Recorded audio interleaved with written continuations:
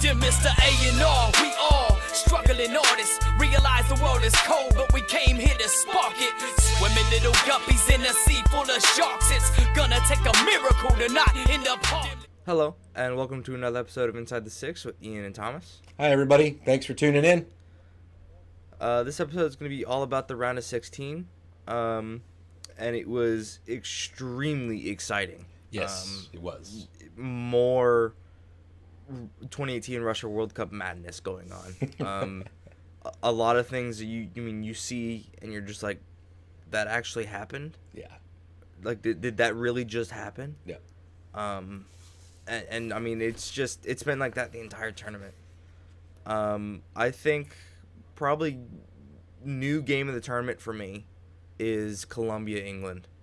I mean, it was a thriller throughout the entire game.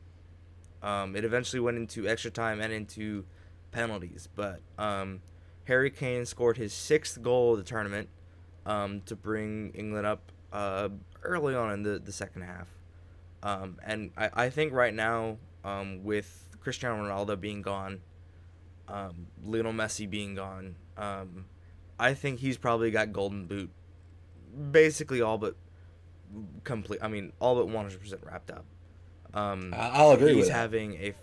He's having a fantastic tournament right now. I mean, and right now, the way that England is going, I think they have a good chance to win. Yes. The entire tournament. Right now, and I said at the beginning, of this season, I think Belgium was going to win, and I'm kind of hoping Belgium was going to win. I think right now I'm going to have to move over to England. You still got France to deal with. That's true, but I think personally right now I'm hoping football comes home. Because they are playing with all of their heart. I mean, and you can see, you could have seen it in Harry Kane's celebration after they won on penalties. I mean, He was on the floor almost in tears. Sure. After they won. After Harry Kane's goal, they thought they had the game wrapped up, and Yerry Mina scored in the 90th plus 3 for Colombia. And it was a fantastic goal. That was a great goal, yeah. And you could see that Colombia had been pushing throughout most of that second half. And it went into extra time, and they kind of let off the gas pedal. England kind of took it back, and they weren't able to get the goal to finish it off in extra time, so it did go into penalties, and England advances 4-3 on penalties, with a huge thanks to Jordan Pickford. Absolutely, Who, and I'm going to kind of say another thing. I think right now he's my favorite player. Really? Yeah. I mean, I kind of go through different favorite players, just based on how they're performing. I guess I'm kind of a bandwagoner in that sense. But, I kind of haven't really had one recently. Messi was one of my favorite players. Courtois was one of my favorite players.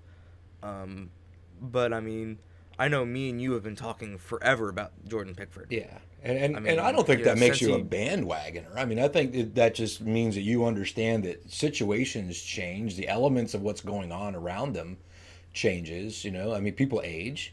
I mean, nothing at all against Thibaut Courtois. I mean, he's still a fantastic goalkeeper, but Jordan Pickford's an up and comer, and he didn't have the best season last season, but still had a great season. I mean, and this kid came almost from nowhere and got the call up to the England squad, and is now the starting goalkeeper for the England national team. And I will That's say impressive. Their win against Colombia, the save that he had, and he had several fantastic saves in that game. That was his 7th international cap. Wow. He has 7 caps. That's impressive. And to play at that level. I mean, starting the World Cup, he only had 3 caps. The first game of the World Cup was his 4th cap. I mean, that's insanity. And thinking of the other players that he beat out for the number 1 spot. I mean, Nick Pope is no joke either. Right. I mean, there are, Jack Butland is no joke either. There are several fantastic goalkeepers for England right now. And I agree with Gareth Southgate that Jordan Pickford is, I think, the best. Because he understands he's the young guy. He's got a lot to prove, and he's doing it. I think he's very comfortable. Yeah. I think the pressure. I think he's okay with it. I mean, I don't know that he's not under pressure. I mean, the pressure's got to be there, no matter who you are. The pressure's there. I mean, you could see that on Ronaldo's face. You could see that on Messi's face. I mean, these guys are the best players in the world, and you could definitely see the stress. So I mean, the pressure has to be on Pickford, but I think he's okay with that. I think he wakes up in the morning going, "Yeah, I have a big game today, and I'm going to do okay." His mindset is where it should be. His self-talk, has got to be amazing. Not to mention, Gotta be like that. Oh yeah, yeah, and I think he's very comfortable being like that. I mean, he's in his element. Is what I think. So. What do you think about his chances for, you've got Harry Kane as, right now in the running for Golden Boot. What do you think Jordan Pickford for Golden Glove? I think it's a tight race between a couple of goalkeepers. I think he's got a good chance of winning it if England keeps going. I think Courtois has a decent chance. You've got, I think, Kasper Schmeichel, although they were eliminated, still has a fairly decent chance. Okay. I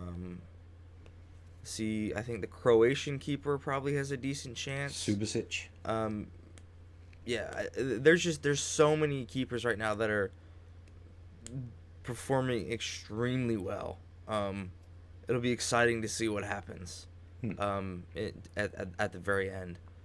I think we should move on to probably the two biggest talking points. The first day of the round of 16, we lost the two biggest stars on the planet right now.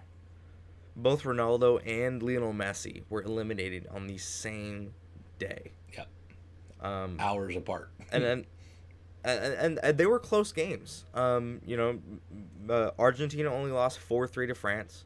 Shout out to Kylian Mbappe to absolutely overcoming all the people saying he's too young for this. I mean, he's basically looking all of his haters in the eye and saying, "You can suck it." Yeah, and I just scored 2 goals in a round of 16 game against the second team, the team who's placed second in the world rankings. Yeah. So I think what a lot of people, when they start saying silly stuff like that, oh, he's too young, he's too young, he's too young. This is a young man's game. Mm-hmm. You have to be incredibly physically able to do this. I mean, at my age, I'm still playing. Of course, I've never, even when I was younger, I was never anywhere close to what these guys do. But just the fact that, he's out there 90 minutes, and he's sprinting, 60, 70 yards over and over and over and over and over for an hour and a half. I do that for 6 minutes and I want to take a break. So he's too young.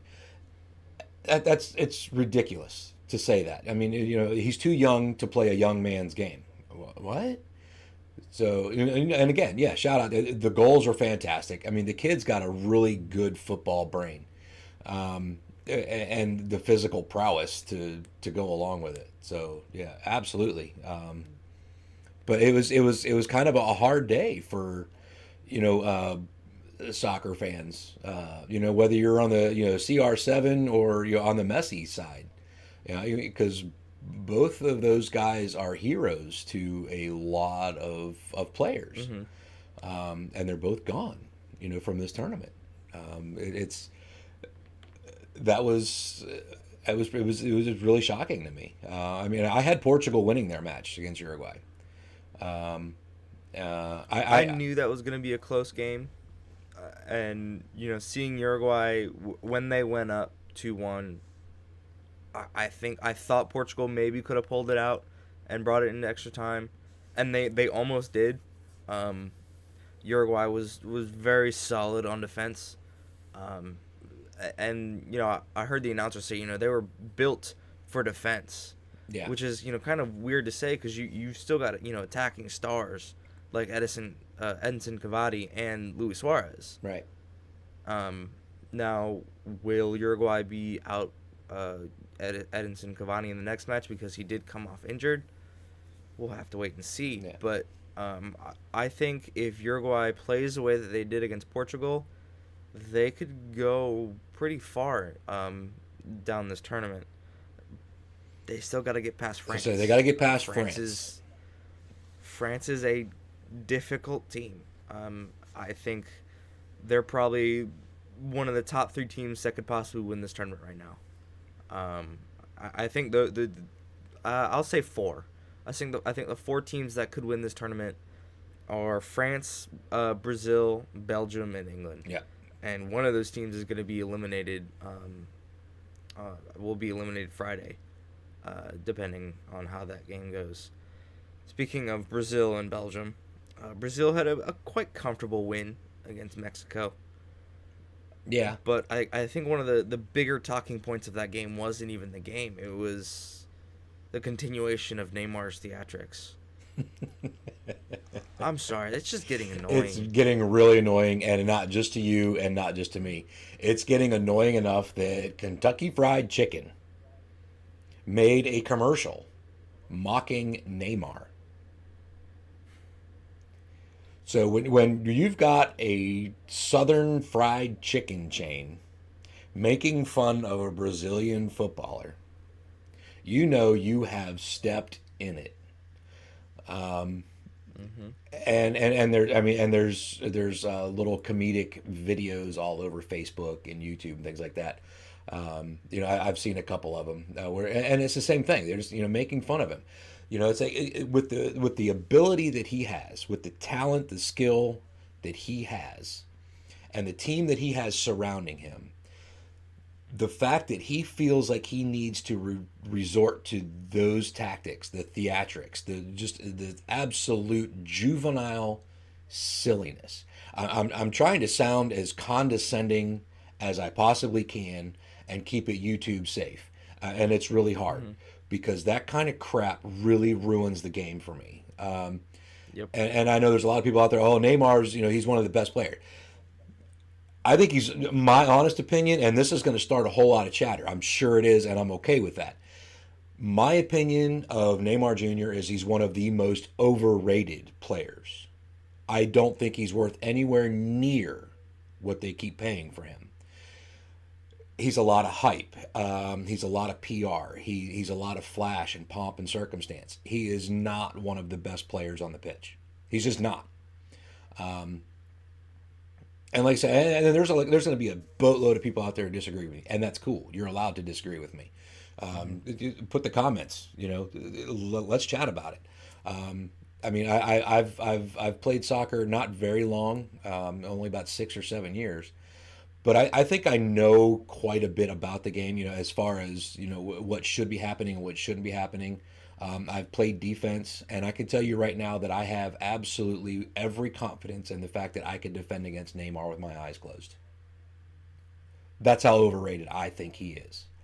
He has one move, and it's to his left. So all I got to do is keep him against the line on that side, and he's stuck. He's going to have to either drop the ball or he's going to have to force a cross. He's not that good. And I think he knows it now.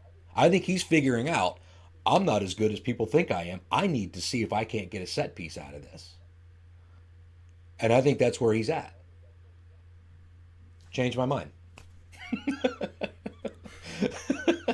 Rant over, sorry. And a fun fact about that, of the 4 games he's played on the pitch now, he spent a total of 14 minutes on the ground. Now, that doesn't seem like much out of 4 games. That's a lot. But it is. That's a boatload of time. That's way too much. That's a half of a half. That's a quarter of a full match on the ground. Are you kidding me? It's insanity. And the thing is what I posted something about diving or flopping or something on Facebook a week or so ago, and I've got a good friend of mine. He's a very old friend. We've known each other for decades. he's not a soccer fan. He just doesn't watch. But he mentioned something about, it was a video that I posted, and he mentioned something. He's like, shouldn't they stop that? Isn't that like against the rules? And I'm like, yes, it's actually a yellow card offense.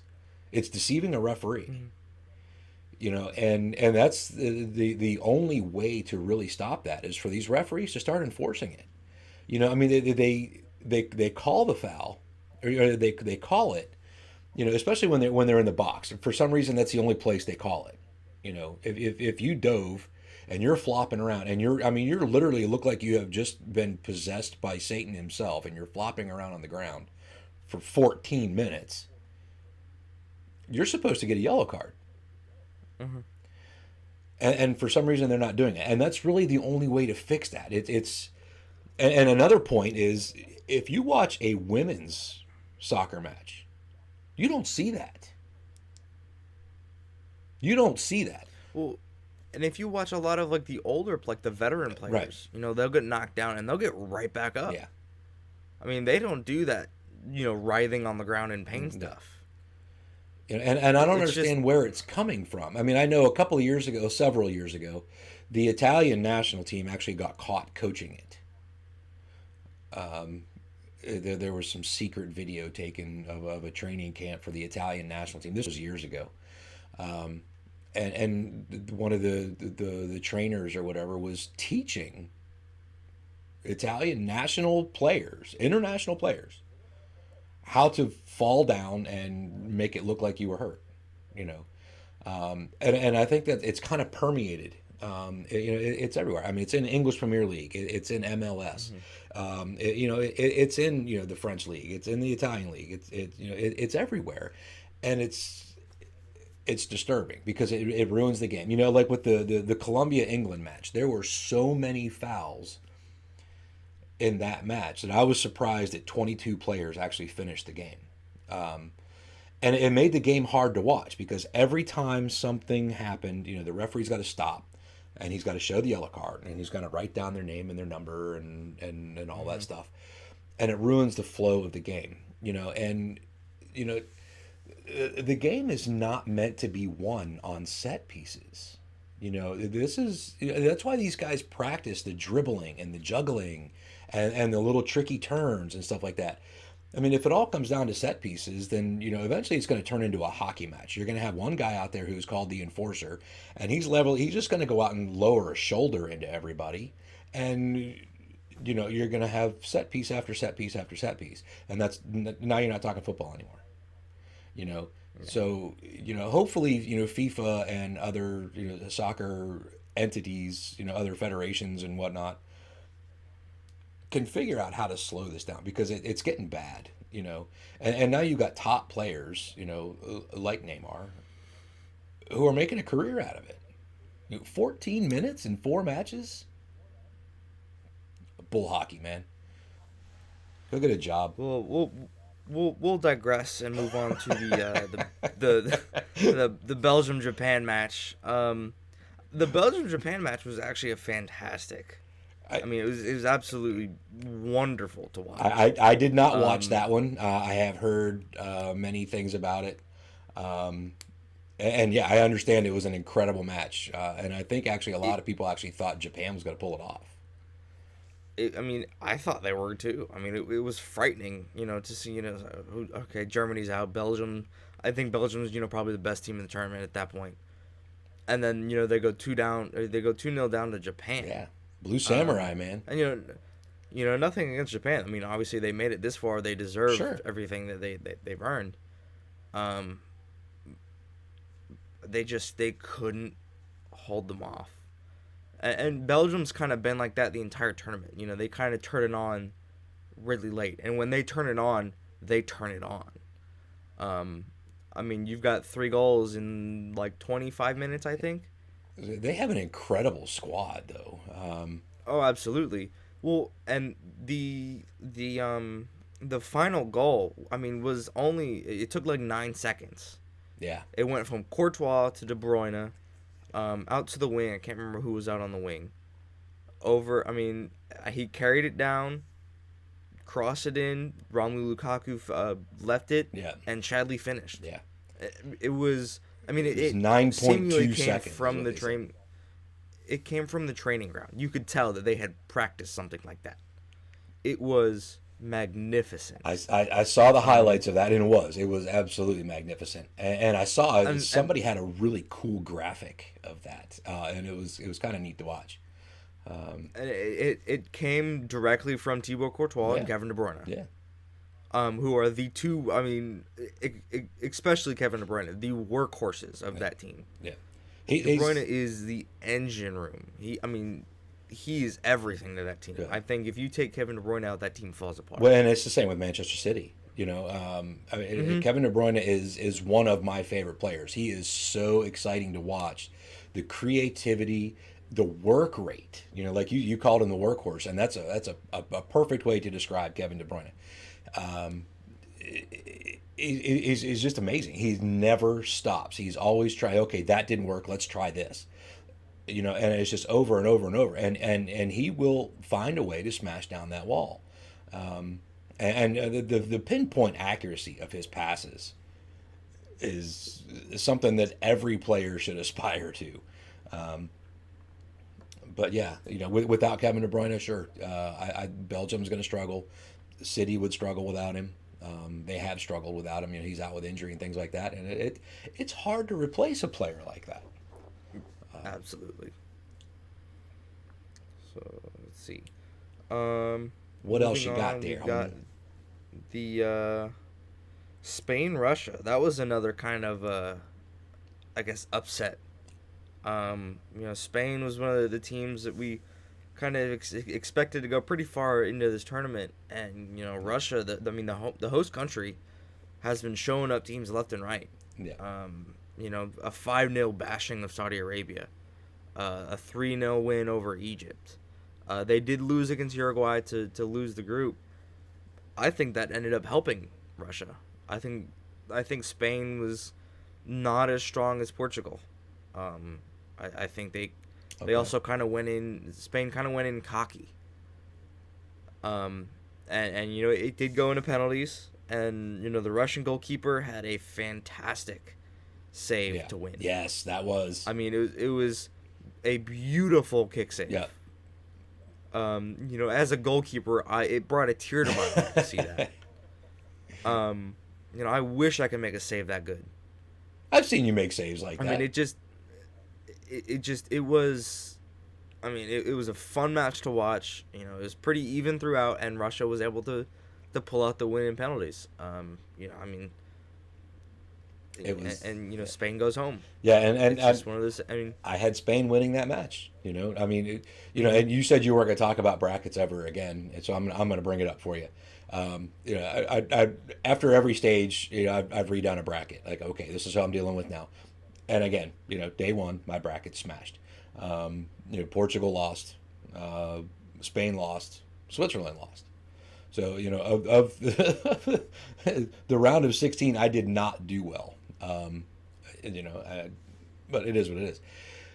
But yeah, Russia definitely, the host country, and they're here to play, and they're playing well, and it's kind of neat, and we've said this before, that this tournament, given the fact that the U.S. does not have a squad in this tournament, has really made it, and this is, I don't mean this to sound negative, like it's going to sound, but it's made it a really enjoyable tournament for me, because I can focus on other stuff, other things that are going on. I'm not going to, oh my God, the U.S. has to play Belgium next, or oh my God, we're playing France next.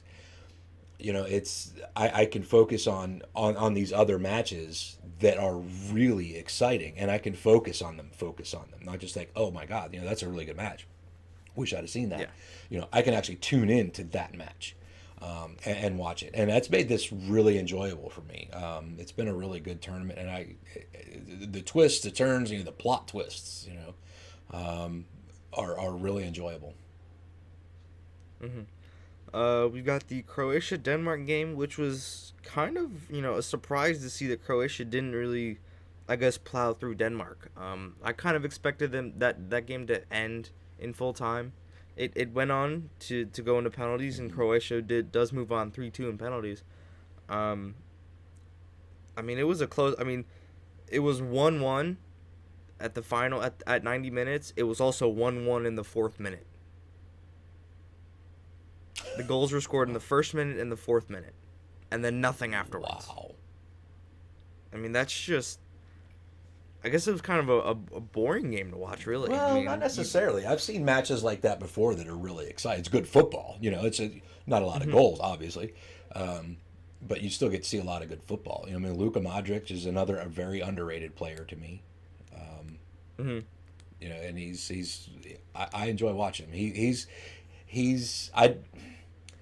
If I had to rank him and Kevin De Bruyne, I think he'd be right behind De Bruyne.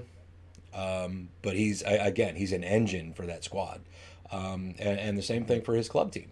You know, he plays Real Madrid. He plays the same way. Real Madrid would hurt without Luka Modric. Absolutely, and it's a name you don't hear a lot. You know, when you talk about these, you know, really great high level players, his isn't one of the first ones that comes out of your mouth, and I think it should be because everybody talks about attackers. But he is an attacker. Everybody's talking about the forwards. Yeah.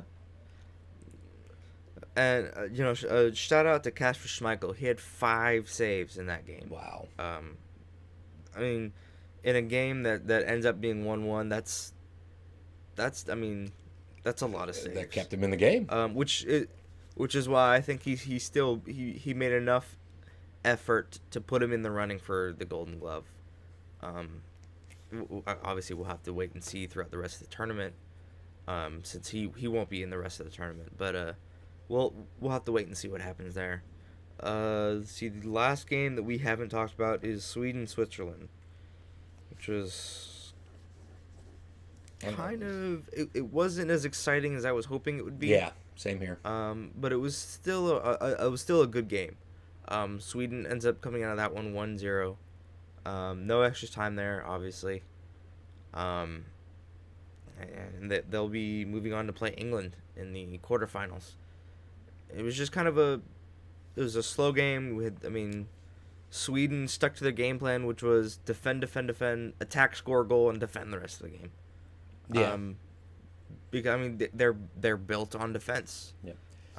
And they defended extremely well against Switzerland. Yeah. And that's exactly how they got as far as they got, you know, in this tournament, you know, up to this point. The exact same tactic. Just, you know, defend. If we see an opening, go score the goal, and then we'll park the bus. It's not the most fun soccer to watch, but it's effective, you know. And their team goal right now is to go as far as they can, and, you know, if they can, you know, win the tournament. But to kind of end off the World Cup talk of this episode, because I've got a couple, I guess, transfer news going on that's big right now. Uruguay, France is going to be actually that's happening right now as we're recording this. And the day that we're recording this is Brazil, Belgium, which is going to be a fantastic game to watch. Yes. It's going to be later. And then Russia, Croatia, and Sweden, England. Those are the 4 quarterfinals of this tournament, and we'll be discussing those next week in the next episode. To kind of move over to transfer news, you sent me something. Apparently, Tottenham is looking to possibly bring Christian Pulisic away from Dortmund. That'll be interesting to see if it happens. I think Pulisic is happy at Dortmund. I think he is too. I think he's very happy there. He's got a fantastic striking squad around him with Michy Batshuayi and Marco Reus. I don't see him leaving. He's got so much there, and, you know, such a high chance of winning, you know, hardware. But yeah, I don't see he has the same chance at Tottenham. I think Tottenham is not as strong. I mean, they're never really the strongest team in the EPL. You know, they're always one of those teams that is, you know, they're strong throughout most of the season, and then they kind of fall off. Yeah. Well, and I think that's one of the reasons they're trying to bring players like Pulisic, you know, into the squad. Is, you know, Pochettino really wants some hardware. You know, and I think he thinks that Christian Pulisic is one of the players that can help him do that, and he probably could. I agree. But I think he's but I agree with you with he's really enjoying his time in Germany right now. So I mean, yeah, we'll see. And then the second big piece of news is apparently there's rumors that the deal is already finished. There's rumors that the deal isn't quite finished, but it's going to be, and there's rumors that it's not even happening. Apparently, Cristiano Ronaldo is possibly going to be moving to Italy with Juventus. Personally, I would be surprised if that happens. I don't think he'll be a good fit at Juventus. He definitely won't win as much hardware as Real Madrid does. I don't see it happening, and if it does happen, I don't see why it's happening. Yeah, and I kind of agree with every bit of that. And yeah, there's rumors about every single aspect of that. Yes, it's happening. No, it's not happening. Maybe it's happening. And apparently the official announcement is going to be made, on Saturday of this week. So about the time you guys are watching this video, we should probably know. If somebody has something, that we don't know, put it in the comments. Let us know. Send us a message. But yeah, those are, kind of the big ones that I've heard of. There's a couple others, smaller ones going around the Premier League, with promotions and relegations and guys who have non-relegation clauses and whatnot. Ben Foster's at Watford now, with a non-relegation clause from West Brom. So you got that. Joel Robles has left Everton. Where'd he go? Real Betis on a free transfer. Spain. Yeah, on a free transfer. So Emre Can went to Juventus. That's official. Speaking of Joel Robles and Everton, I guess going back to Pickford as well, I don't think Pickford will be at Everton much longer. Especially with his performance in this World Cup. Oh yeah. I see him moving either to a higher team in England or possibly somewhere else in Europe. Yeah, his stock has definitely risen. It'll be interesting to see what happens with him. He's very young, but he's a very promising goalkeeper. Right now, we just have to wait and see. Maybe we know Liverpool's looking for a goalkeeper. I think that might be a good fit, but with him being at Everton, there's a lot of hate there. Yeah, I think it'd be hard for him to move across the park. He wouldn't have to find a new apartment. That'd true. Be nice. Well, he might have to find a new apartment because if a Blues fan finds out that he's going to Anfield, they might burn his apartment down. That's true. I don't think you can wear the blue jersey and then move to the Anfield side. Would he be a good fit there? He's an amazing goalkeeper. He's got a lot of potential. And yeah, Liverpool is looking for a really good goalkeeper. So maybe, the powers that be might not allow that. Just the fact that going from the blue side of town to the red side of town might be dangerous. But it'd be kind of cool, strengthen that squad a little bit, considering now that Mohamed Salah has signed a long-term deal with Liverpool. So which was awesome to hear. A 5-year deal for Mohamed Salah. I'm down with that, man. I'm for sure on that. So that's what I got there, young sir. That's all I got as well. Cool. Well, we want to thank you guys for tuning in. Then we will see you again next week. Quarterfinals are underway, and semifinals. And semifinals will be underway by the time we get back on the air. So definitely check that out. Thank you for watching us. Click the bell so you get notifications. Subscribe. Check out our Facebook. We've got a Twitter. We've got an Instagram, InstaFace, and Facetor, and all that stuff. Check out the T-shirt shop. Thomas and his friends have designed some really cool new logos for us with the pink ribbon. I don't know if you can notice, my hair's what left there is of it is pink. Thomas has his colored pink. So we're supporting breast cancer right now. Not just right now, but we've got some family members who are struggling with that. So and proceeds of the pink ribbon logo merchandise will go to breast cancer research. So click on those links, get your shirts, get your merchandise, sticker shop.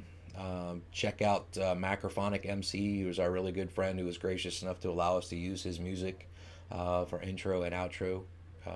He's an awesome artist. Be on the lookout for him too. He's got a new music video being recorded. They're actually videotaping that as we speak. They started 2 or 3 days ago. So be on the lookout for that. Subscribe to his music. I'm telling you, he's a really talented artist, and he's a good family guy. Check those out. I think that's everybody. Thanks to Thomas for doing this with me every week, and for editing and posting the video. Good job on that stuff, buddy. And thanks to Owen for helping with the new logo design. It's pretty awesome. Thanks, Owen. And that, my friends, in the cyber world, is Inside the Six with Ian and Thomas for this week. Thanks for tuning in. We'll see you next time. Thanks, guys. Dear Mr. A&R, we all struggling artists. Realize the world is cold, but we came here to spark it. Swimming little guppies in a sea full of sharks. It's gonna take a miracle to not end up